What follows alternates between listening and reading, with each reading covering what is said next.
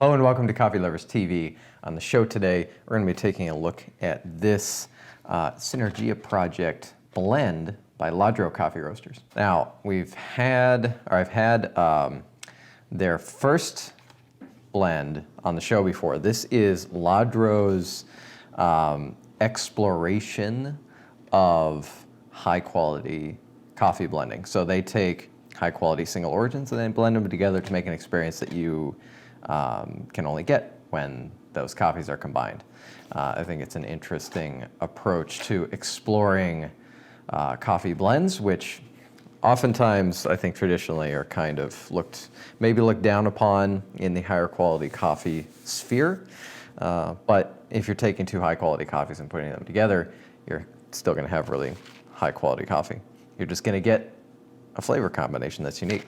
So this one is their Mocha Java blend. And this, I think, is a really good example of why this project is pretty cool, because you can explore things like this. So their short description, Mocha Java, a nod to the hottest trend in 17th century coffee. There's some tasting notes, and I'm gonna tell you what's in it. But before I do that, I wanted to do just a little bit of a background on Mocha Java. Nothing too lengthy here. I've talked before about Yemen coffee, and Mocha comes from the port of Mocha, which is the port in Yemen where coffee commerce essentially started. And to make a long story short, for many years, coffee was only grown and traded out of Yemen. At a certain point, someone took coffee trees from Yemen and planted them in Indonesia, in Java. So then you had coffee being traded from Mocha and from Java, and the combination is where the fabled Mocha Java blend came from. That's my very short explanation. With that in mind, you'll see people try to recreate that sort of Mocha Java blend. I'm not sure if we actually have a full understanding of what it really tasted like. We can say that the mocha, like the drink, like the chocolate coffee drink that you probably know as mocha, that is something that came about as an attempt to recreate the legendary coffee from the port city of Mocha, because it was very chocolatey and rich, and probably fruity as well. And so when I look at this and I think about that, that's what I'm hoping to have from this. Now, I've actually already had some of this, so I know what it's like. But what I'm going to do here is smell it. It's actually been sitting for maybe about a week or so since I opened it and had it. So it's had time to rest even a bit more, which is good. Still very well within the good window of roasting. So we're going to really enjoy this coffee today. But first, I want to have a smell, tell you what I'm smelling, and then I'm going to brew it. So I do have some expectations. I'm thinking, because of what I know about Mocha and Mocha Java and the history and the origins of these coffees, which I'll tell you in a moment, I'm expecting something like fudgy fruity kind of experience, which sounds really good to me. So the coffees that they have in this blend, there's a Sumatra Lingtong, region Dolok Sanggul. I don't actually know that much about Sumatran origins. The process of this Sumatra is wet hold. So I already know, I know because I've tasted this, but reading this, I already am going to be thinking that there's going to be probably a lot of earthiness to this. And I wonder, it probably was the case, but I think back to the origins of this blend, the Mocha Java blend, and it makes me wonder, is that something that they experienced then? Was that a part of it? Probably. Because a lot of the reasons for the earthiness of Sumatran coffee is the environment in which it is grown and processed. It's a lot of moisture, and I believe that contributes. So we have that Sumatran coffee in here. On the other side of the equation, unfortunately, this isn't a Yemen coffee that's in here, but it is an Ethiopian coffee, which is pretty close. It is too bad that they couldn't get a Yemen for this. I wish that's the way it was, because we're trying to do a really special blend exploration, and to be truly Mocha Java, I feel like it should be a Yemen coffee, but it's really hard getting good quality Yemen coffees. So I don't fault them at all for that. And the Ethiopian coffee, it's the closest thing you can get that isn't Yemen. So most of the time when you see someone doing a Mocha Java blend, type thing, if they're actually trying to do it legitimately, it's going to be a Sumatran coffee and an Ethiopian coffee, because that's just what you're able to get within bounds of reason. So we have Ethiopia Bakasso. I've not heard of this one before, but it's from the Sidama region, and it's a wash process coffee. We have tasting notes of apricot, jasmine, cedar, and kumquat. That's an interesting combination. Let's go ahead and have a smell, and then I will be brewing up the coffee. I'm going to brew it up on a Kalita wave, but first to the aroma. Yeah, there is actually, I do kind of get the woodiness, the cedar a little bit on the aroma. My first impression was like a deep, rich sweetness, like fudgy-like. There's definitely a bit of chocolate on it. I wouldn't necessarily call it fudge. There's almost like a pulpiness to the scent. When I shake the bag up a bit, it kind of unveils a lot of fruity tones that I don't get right up front. Keep in mind that I had opened this bag, and I opened this bag, I folded it back up and taped it shut, so it's been pretty well sealed, but it's been sitting there for at least a week since then, so this kind of helps bring about some of the aromas, just shifting the beans around.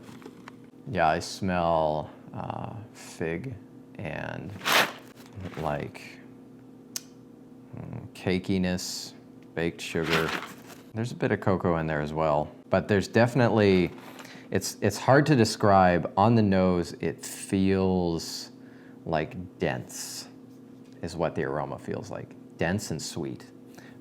So that's something I really like in a coffee. So it's time to go ahead and brew it up. I'm going to brew this up in the Kalita wave, and then I'm going to come back to you and we're going to taste it.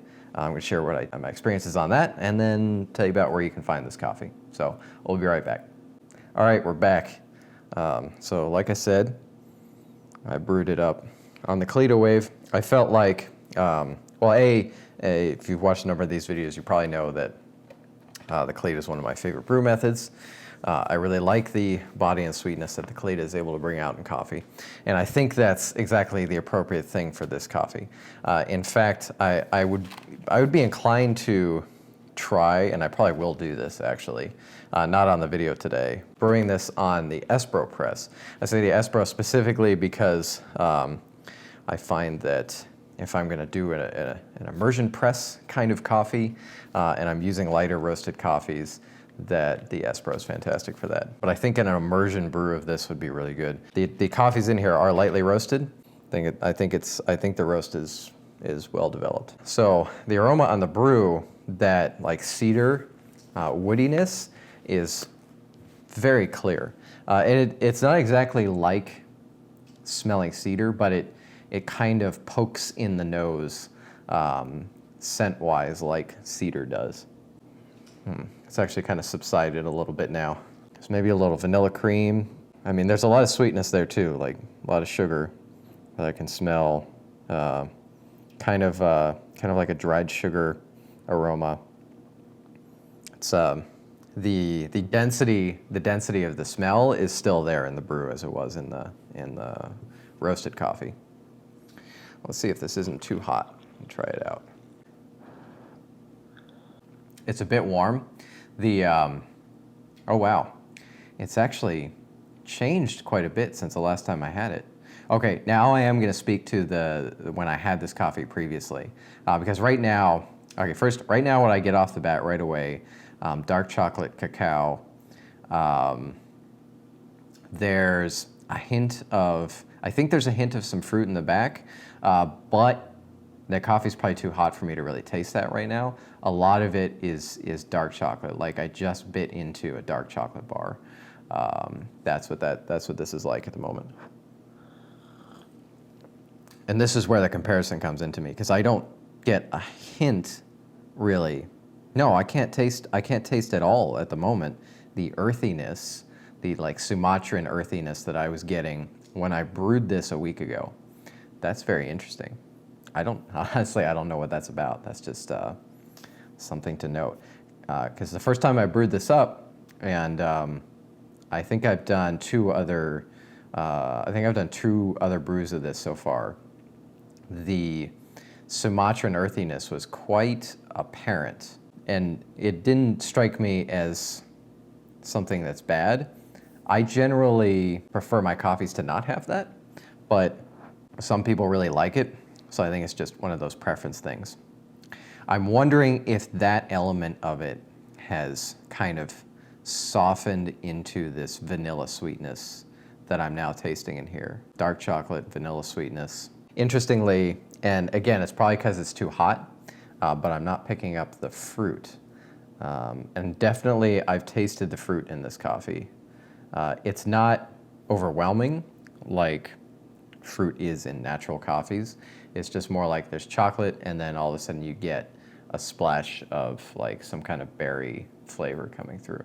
Yeah, I think the earthiness is mellowed out into more of a vanilla sweetness, because as I focus on it, I can see that that's what I was tasting before, but it's not. It's gone from almost like a pungent to a smoothness, if that's a transition that can be made. So I sit here and drinking this, thinking about the kind of origins of this blend, so to speak. Not the specific origins, but like where the concept of this blend comes from, the Mocha Java blend.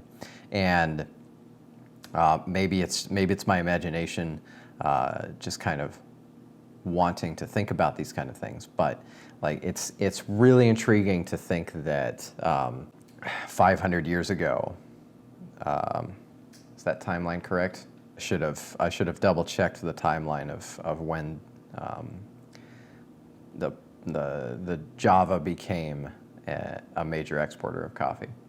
But regardless, it's interesting to think back so many years, so many generations, that there were people who would take a part in their day and have a coffee, and that maybe it tasted exactly like this. Probably not exactly like this. We have really advanced the knowledge and production of coffee in the modern era, and our understanding of it is much deeper, but there has to have been a similarity. And being able to sit and drink this and have that connection with history is pretty cool. On top of all that, this is a tasty coffee. It is interesting to observe the change after just a week, like kind of mellowing a little bit of it. Just getting lots of cocoa right now. Little hint of fruit juiciness is floating around in there. I can't pinpoint what the fruit is, just some kind of berry, but it makes for a nice rounding of the coffee. It's good. So that has been Ladro's Sinergia Project Mocha Java blend. I'll link to it below the video where you can grab yourself some of this. Highly recommend it. Get it for yourself, even if it's for a treat on the weekends. I think it's really fun. Maybe you can even think about the history that this connects you to and enjoy coffee in that way as well. If you have any questions about this coffee or questions in general about how I made the coffee or thoughts that you have, please feel free to comment below the video. Really like to talk with you all about coffee. Thank you so much for joining me. I'll see you in the next one.